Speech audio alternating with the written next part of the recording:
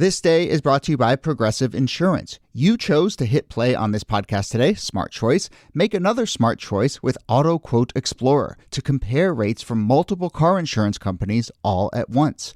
Try it at progressive.com. Progressive Casualty Insurance Company and affiliates, not available in all states or situations. Prices vary based on how you buy. Hey there, this is Kellie Carter-Jackson. Welcome to our Some Sundays Context series, where we offer conversations that may help us get some historical perspective on what's happening today. Okay, so I want to preface by saying I'm a big scaredy cat, like huge, and I hate horror films. I hate them. But I've seen Ryan Coogler Sinners twice.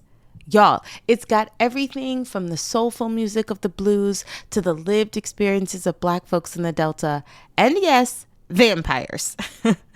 But it's a film that stayed with me long after I watched it.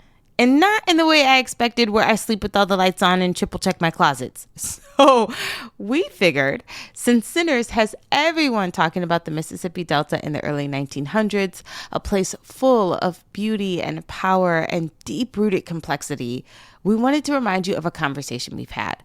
We've done a number of episodes about the region and that era, and we thought we'd bring you one of our favorites with one of our favorite guests, Wright Thompson, about the Great Flood of 1927. This episode was from a few years ago, but it's got everything: levees breaking, conspiracies about who blew them up, tent cities, forced labor, and the river itself as this terrifying, unstoppable force. If Sinners left you wanting to know more about the real history that shaped the Delta, this episode is a great place to start. So take a listen, and we'll be back with a new episode on Tuesday. Take care, y'all. Hello and welcome to This Day in Esoteric Political History from Radiotopia. My name is Jody Avergan. This day, April 21st, 1927. A district-level Army engineer sent a wire message to the head of the Army Corps of Engineers that read this, quote, "Levee broke at Mounds, Mississippi, 8 a.m. Crevice will overflow the entire Mississippi Delta." Of course, this note about the levee breach at Mounds, Mississippi meant that it was already too late. Mounds was one of the worst breaches, but there would be breaches all along the Mississippi, leading to the enormous and disastrous flood, the Great Flood of 1927. In some places, hundreds of homes would be wiped out in a matter of seconds, of minutes. Other places, the water would come a little more slowly. If we remember anything about the 1927 flood, it may be those images along the Delta, the stories of the levees breaking or being broken in New Orleans, which we will discuss. But for a sense of scale, some 10 million acres of land over 7 states would eventually be under 10 feet of water, almost 750,000 people displaced. This is an enormous event that, as we will discuss, basically reshapes the history of the Mississippi Delta and the region at a very critical moment in history. So here to discuss, as always, are Nicole Hammer of Columbia and Kellie Carter-Jackson of Wellesley. Hello there. Hello, Jody. Hey there. And our special guest for this episode back on the show is Wright Thompson, writer for ESPN and The Atlantic. And when I asked him how we should intro him, he said, stressed out father of 2 who lives in Mississippi. But Wright, thanks for taking a little bit of time to join us. It's my pleasure, man. If this could last like 6 hours through that time, that would be fabulous. Exactly. Yeah, this is all our escape. So, look, a lot of details here. And, as I mentioned, I think, right, I'm very curious your thoughts on kind of how this did reshape the region in a way that it still lingers to today. But, in reading back on this story, one thing that I think is really fascinating is the river, the Mississippi, from, top to tail, started to rise over the course of a year and a half. People saw that it was rising. And so it's just one of these stories of it happens slowly until it happens fast. And I'm just curious if you have a sense or can put that in context of what it's like to watch this river slowly rise and know sort of where this is all headed. Well, it's interesting because I actually still live a little bit in concert with the river. My family spends a lot of time over across the levee. And, so I love to sit up on those bluffs with the river, and you can watch it rise. And it's really crazy. It doesn't take much rain for it to start coming up.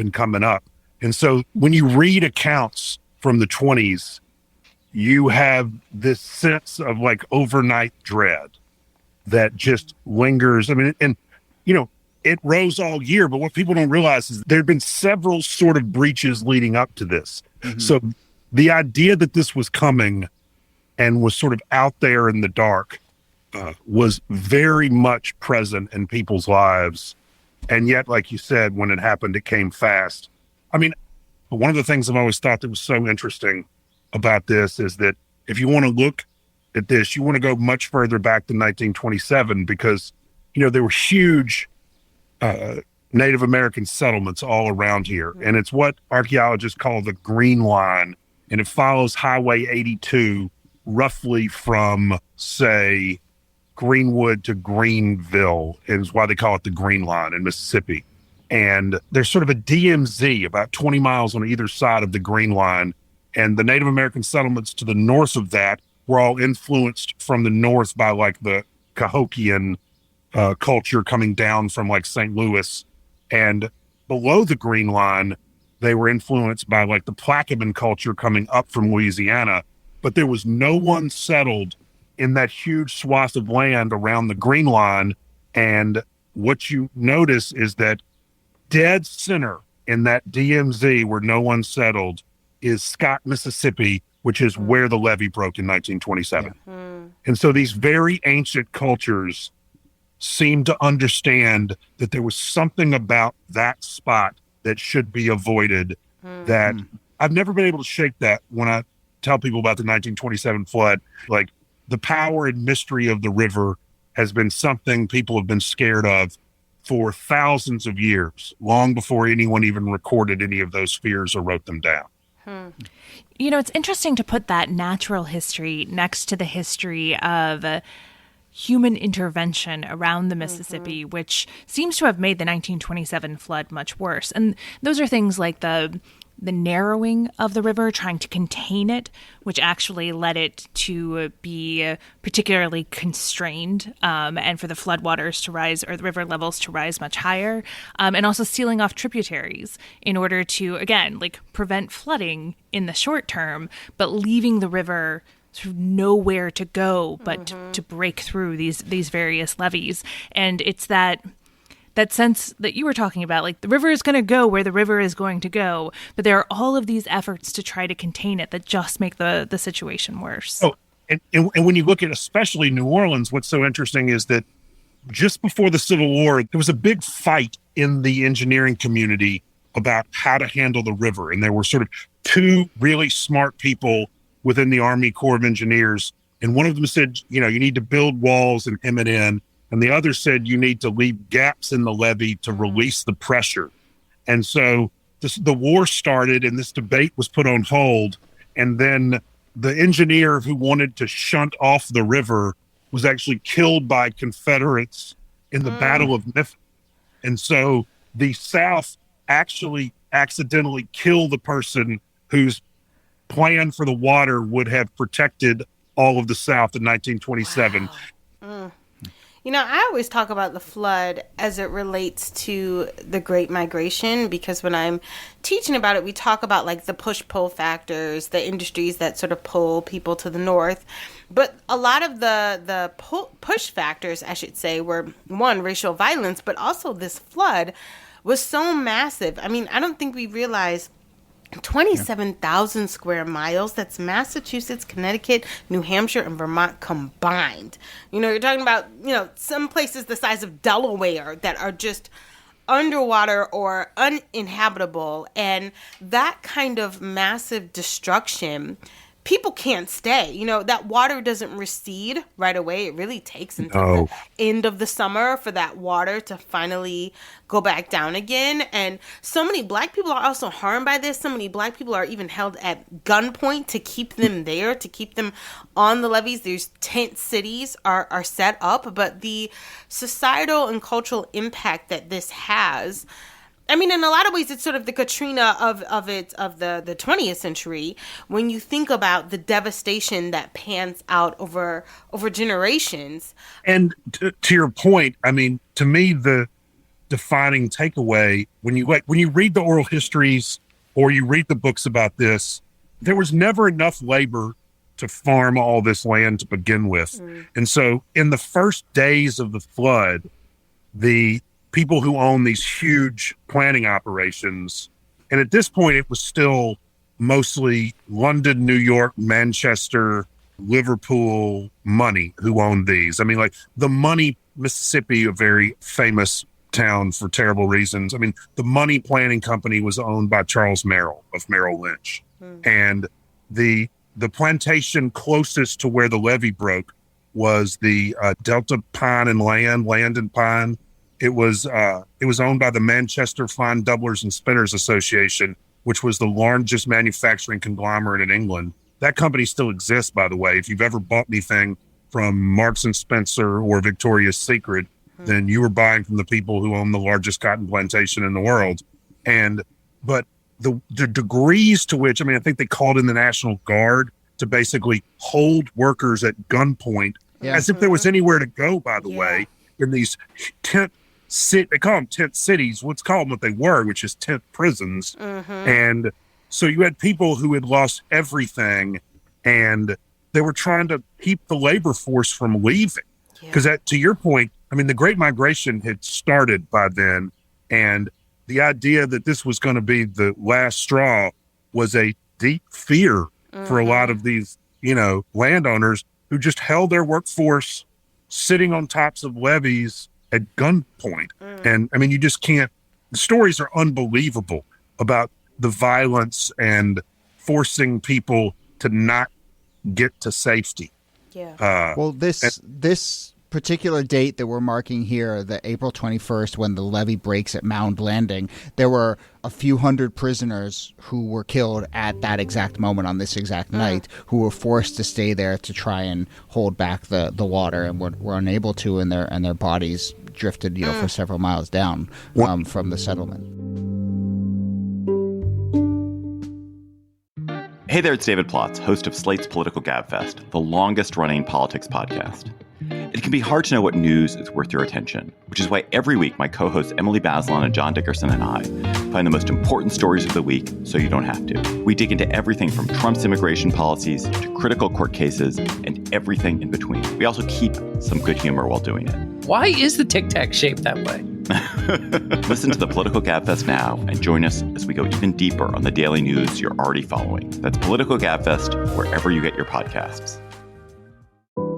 So here's something that happens every year as it gets warmer. I put away my winter clothes, I take a look at my closet, and I think to myself, man, my rotation is pretty worn out. Same polos, same shorts, same lightweight pants as last year. So I have to buy a bunch of items to feel like I'm ready to embrace summer. Now, let me tell you about something that doesn't happen every year. Me getting compliments on the summer clothes that I purchased. But I am here to tell you, listener, that it has been happening ever since I refreshed my wardrobe with some items from Quince. Just last week on a taping of this show, Kellie said, "That's a really nice polo shirt." It is, and it's actually called a cotton silk polo sweater. It's got a nice little white trim, some great texture to the material. I've got these linen pants that are getting some compliments. They cost under $50, by the way. Same with the chore jacket I got. A friend of mine at the bar the other day reached over and did that little, "Ooh, this is nice" thing and felt the fabric. Listeners, this could be you. Quince's pieces are easy, elevated, and somehow make you feel more put together without even trying. Treat your closet to a little summer glow up with Quince. Go to quince.com/thisday for free shipping on your order and 365-day returns. That's QUINCE.com/thisday for free shipping and 365-day returns. Quince.com/thisday. Tariffs, meme coins, Girl Scout cookies. What do these all have in common? Come on, folks. It's all about the money. Economics is everywhere and everything. It's fueling our lives, even where we least expect it. And look, if you listen to This Day, that means I know that you are interested in context and the hidden stories that help explain our world. So I recommend to you that you listen to Planet Money from NPR. The Planet Money is a different kind of world where the complex economy actually makes sense. Human stories instead of abstract theories. It is econ brought down to earth. For me, going all the way back to 2008 and the giant pool of money, where Planet Money first helped me understand the financial crisis, I have relied on this show. It is accessible, it is fun, it's surprising. It's one of those shows that when you listen to it, you kind of think to yourself, why isn't this the only show that I listen to? Another great thing I'll tell you about Planet Money, they are absolute pioneers in the shorter podcast. It's about 30 minutes. You'll learn a lot. You get in, get out, nice and accessible. So it's time to check it out. Tune in to Planet Money every week for entertaining stories and insights about how money shapes our world. These are stories that cannot be found anywhere else. Listen now to Planet Money from NPR.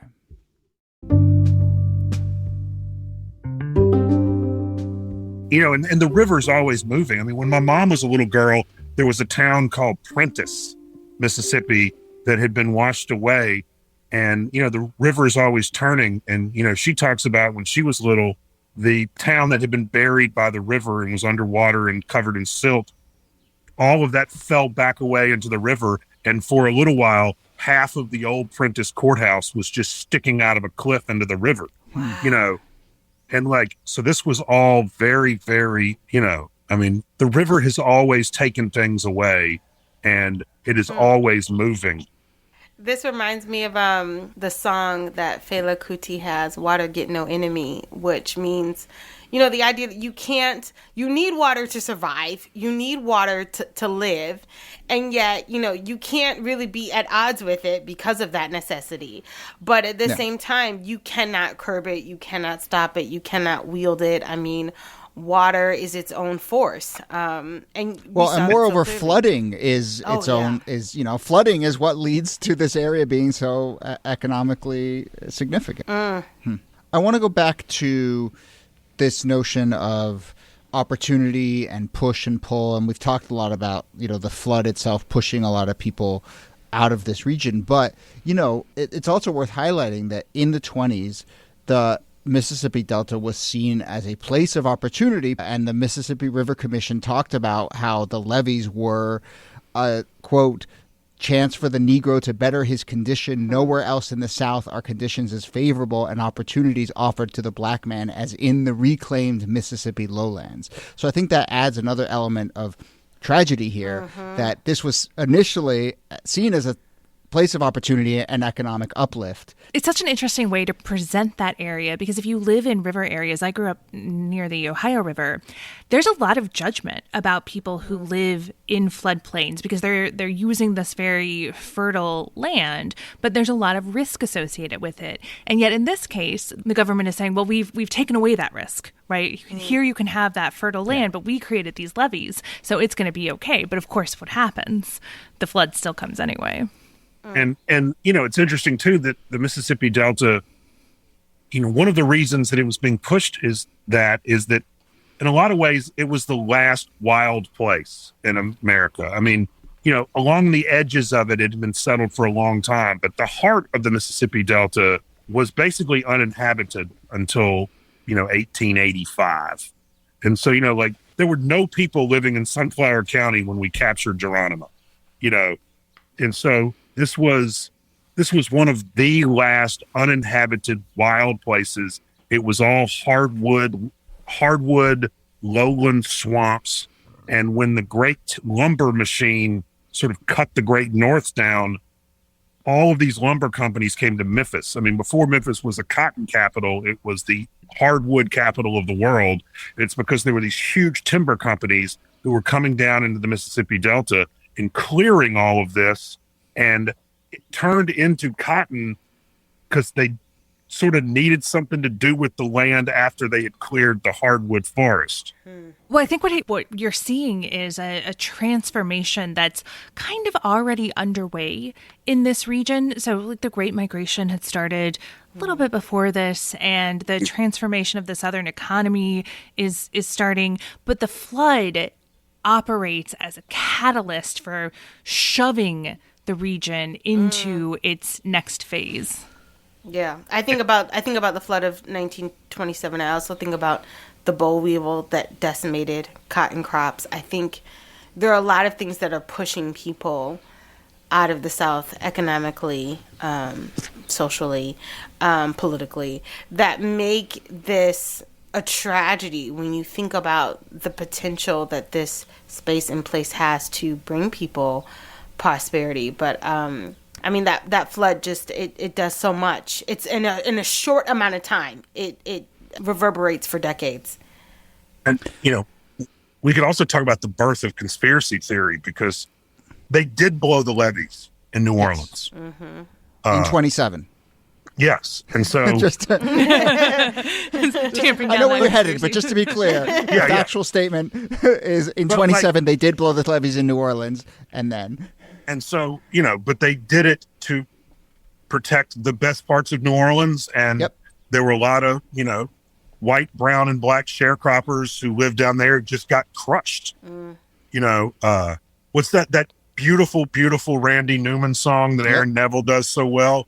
Louisiana, Louisiana, they're trying to wash us away. I mean, there's an entire sort of still vibrant sense of anger and populism in pockets of Louisiana that have been handed down like family heirlooms about this is what the people in power will do to you. So they will literally blow the levees.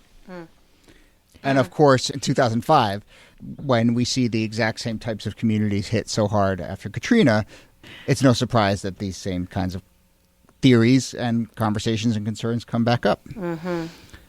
It's interesting if you look at the way that the flood was viewed at the time, particularly from outside of the South. There was a lot of judgment about the South, which was viewed by many Northerners as this very backwards place. It was something that had come up just a few years earlier when the Scopes trial happened in Tennessee, that the South was this readout of people who didn't believe in science and Bible thumpers and people who didn't understand the way that the world works, and who were medieval. And this is the reaction to the flood as well. Like H.L. Mencken, who is a pretty caustic writer and very much a critic of the South. He's somebody who covered that Scopes trial and wrote some pretty harsh things. He basically made the argument that the flood was just evidence of how things in the U.S. always worked. The South gets in trouble and the North has to come and bail it out because the South doesn't know how to take care of itself. And that sentiment was very strong. And you see it again and again with disasters in the South. You could argue that you saw it with Katrina as people were like, should we rebuild New Orleans or just let it all sink Wright underwater? Thompson's blood pressure is rising like the banks of the Mississippi as you're describing this. There's like a biblical element to this too, which is very Old Testament, which is very like the plagues of the boll weevil, the flooding of the Red Sea, like all of these sort of like biblical relics come to fore as sort of a God is judging the South for its sins kind of thing. And I think North will always carry this sort of like moral authority when it and it's not just limited to North. I think particularly the Northeast has this kind of like moral authority about like how it sees the rest of the country that is just, it's not fair and it's not right. But we see these narratives play out time and time again. And I mean, there's something too. I mean, Mencken's not totally wrong. I mean, that's this area was functioning as a colony in a lot of ways. And, there were people getting wealthy and, some of them were local and, most of them were international bankers. There is something to that, that this was an insane chase for profit. And those people who drown were just one of the many, many, many souls chewed up so that some distant person could get their 12% instead of their 8%. They were putting sandbags up because somebody wanted their 12%. Yeah. But when you hear language like, well, maybe no one should live there, maybe we should abandon it, or you heard earnest conversation in the wake of Katrina saying, well, maybe New Orleans shouldn't exist anymore. Well, how does that fit into the puzzle? I mean, fuck you, first of all.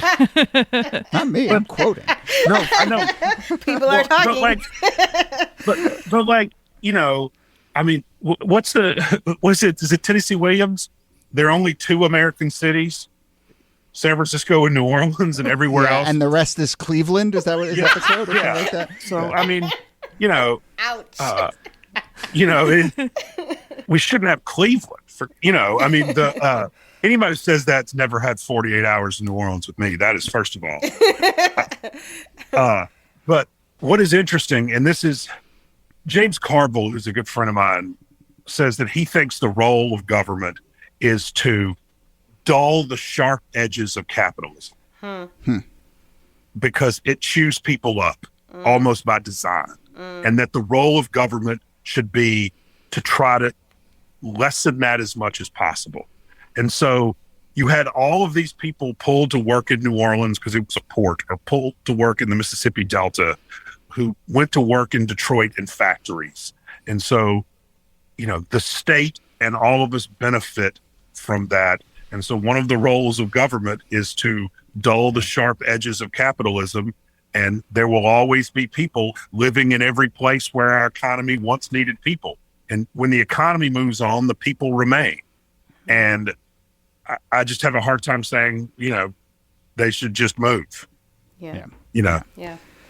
And, on that note, this story is as much about the people who should have known better and should have cared more, abandoning the people they should have been looking after, as much as it is about man versus nature or anything else. Absolutely. It's 100%. I mean, this isn't man versus nature. This is man versus man. All right. Well, look, we could do this for a long, long time, right? It's a pleasure, as always. I'm so sorry. But I talked way too much. The other people should say stuff. You're on here to talk, right? I'm so sorry. You just called me on something I actually love to talk about. Well, that's why we got you. That's why we got you. Yeah, no, this is great. The whole point. People listen to us all the time. I'm so sorry. No. We invited you into the cockpit. I know. Exactly. Wright Thompson, thank you. As always, you can read his work at ESPN and The Atlantic. And I will say the book Pappyland is out there. Wonderful history of the most coveted bourbon in the world. So go check that out, as in addition to watching True South, which is a wonderful binge material if you ever want to go and watch that. But anyway, Wright, thank you so much for everything you do and for joining us, as always. This was great. Thanks. And Nicole Hemmer, thanks to you. Thank you, Jody. And Kellie Carter Jackson, thanks to you. My pleasure. River rolls all day, the river rolls all night. Some people got lost in the flood. Some people got away all right. River has busted through, clear down the Clackamas. 6 feet of water in the streets of Evangeline, Louisiana.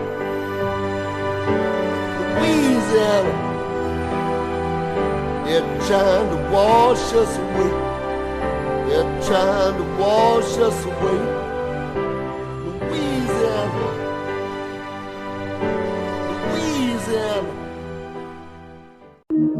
Radiotopia.